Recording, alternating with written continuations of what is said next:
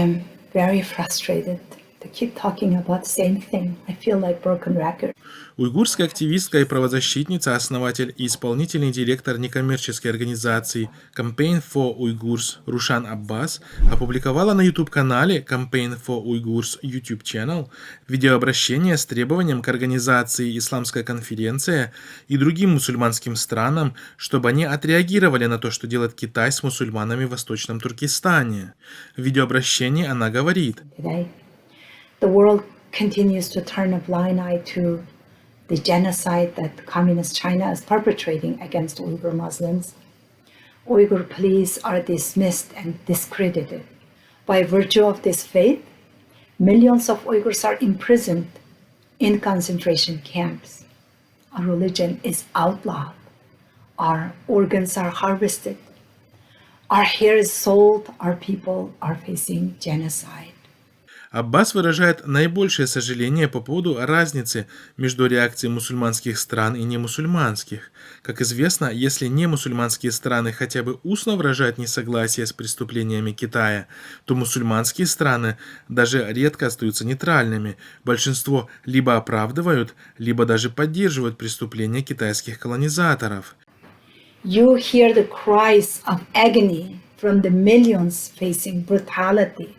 From the children who scream out for their parents, the sobs of women who were raped, sterilized, and forced to abort. Still, the most deafening is the silence from the world community, in particularly from our Muslim brothers and sisters. The Gulf states remain indifferent to this genocide because of China's Belt and Road Initiative, accompanied by short-term economic profits. But in the end, China will be the only one who truly benefits. China will do unto all Islamic countries what it is doing to East Turkestan, enforce atheist communist ideology and the kill of Islam. Pakistan naively sees its ties to China as mutually beneficial. This is folly. It's becoming China's colony, as the Chinese language is taught at schools and the Chinese military are seen on the streets of Pakistan. It's clear what's developing. The CCP is turning Islamic countries into their puppets with their mouths, eyes, and ears covered by China's blood money. The people of these nations are our Muslim brothers and sisters, and their silence stabs our hearts. We plead with the Ummah to take up the cause of saving Uyghur lives and concurrently protecting Islam from China's war on religion, China's war on Islam, as is our obligation as Muslims.